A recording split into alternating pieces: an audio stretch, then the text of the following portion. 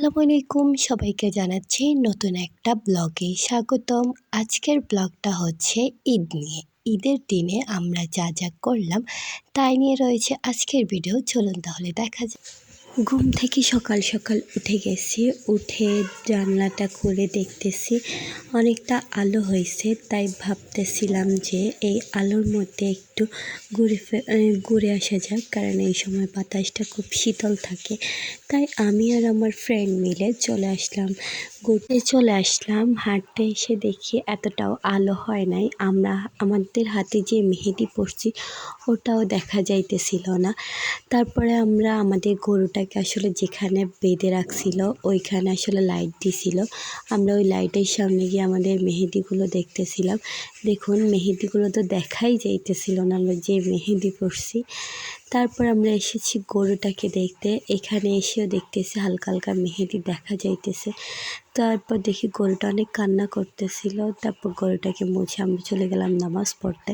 এই দিনটা আমরা আসলে নামাজের মাধ্যমে একটা শুরু করতে চেয়েছি। তারপর নামাজ শেষে আমাদের গরুটাকে গোসল করায় এখানে বেঁধে রাখছিল। তারপর গরুটাকে কিছুক্ষণ পর জবাই করতে আসবে বলছিল। তারপর কিছুক্ষণ পর দেখি জবাই করতে চলে আসলো। তারপর আমরা লুকিয়ে লুকিয়ে ছাদে উঠে গেছি গরু জবাই দেখতে। গরু জবাই নাকি মেয়েরা দেখে না, আসলে আমি জানি না গরু জবাই মেয়েরা কেন দেখে না। তো আমরা তো সোনার মানুষ নয়, তাই আমরা ছাদে উঠে লুকিয়ে লুকিয়ে গরু জবাই দেখতে চলে আসছি। দেখুন, গরু জবাই দেখতেও পারতেছি না, দেখুন আমাদের কাঁঠাল গাছটার কারণে। তারপরে অবশেষে আমরা দেখুন গরুটাকে শোয়াই ফেলছিল। গরুটাকে শোয়ানোর পর গরুটার পাগুলোকে বেঁধে দিতেছিল। তখন আসলে গরুটা নিজেকে বাঁচানোর জন্য অনেক চেষ্টা করতেছিল, কিন্তু পারতেছিল না, কারণ ওর পাগুলো কিন্তু বাঁধা ছিল। দেখুন সবাই মিলে ওকে কিভাবে ধরে রাখছে যে ও উঠতেই পারতেছে না।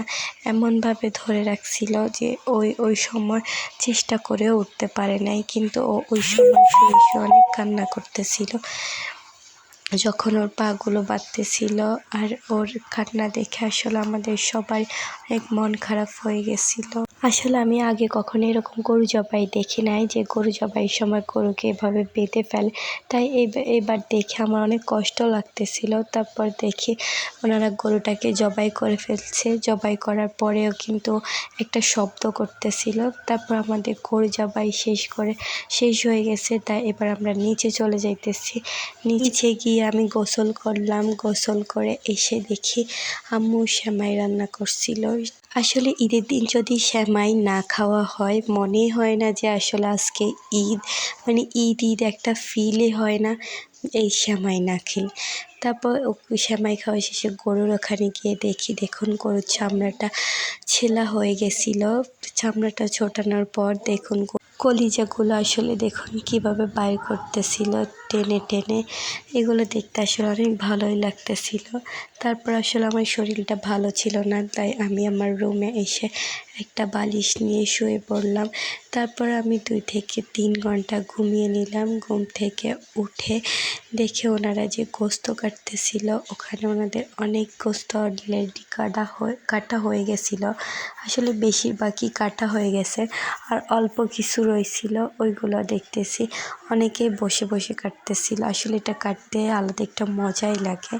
তারপর আমি ফাঁক করে এসে দেখি আমার আম্মু কলিজা রান্না করতেছে, মানে কলিজা রান্না শেষ হয়ে গেছে। তারপর ভাত খেয়ে নিলাম।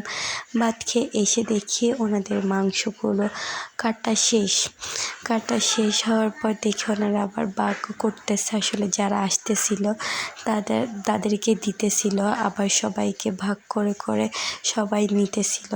দেখুন কি সুন্দরভাবে গোস্তগুলোকে ভাগ করা হচ্ছে। আর আসলে এই জিনিসগুলো দেখতে অনেক মজাই লাগে। তারপর গোস্ত নিয়ে আসা হলো ঘরে এনে আমার আম্মু এগুলোকে পরিষ্কার করে নিতেছিল। তারপর রান্না করার জন্য এগুলোকে নিয়ে নিছে। নিয়ে দেখুন এগুলোর মধ্যে অনেক মশলা দিয়ে দিতেছিল। আসলে গরুর মাংস প্রথম দিন রান্না করলে ওইগুলো খেতে আসলে আলাদা একটা মজাই লাগে, যা হয়তো ফ্রিজে রাখার পর এতটা ভালো লাগে না। তারপর দেখুন আমরা এগুলোর মধ্যে আরও মশলা দিয়ে দিতেছিল। উনি আসলে অনেকে রান্না করার সময় অনেক মেপে জোপে দেয়। পৃথিবীর প্রত্যেকটা মা আসলে রান্না করতে রান্না করতে করতে আসলে ওনারা পাকাপোক্ত হয়ে যায়, তাই ওনাদের আসলে মাপঝোপের প্রয়োজন হয় না।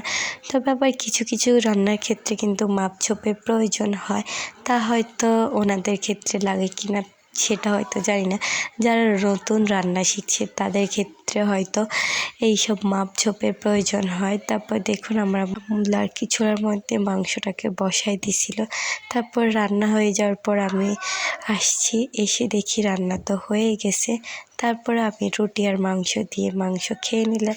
আর আজকে এই রসকসবিহীন ঈদটা আমার এভাবেই কাটলো। আর এখানে নিয়েছি বিদায়। Bye bye.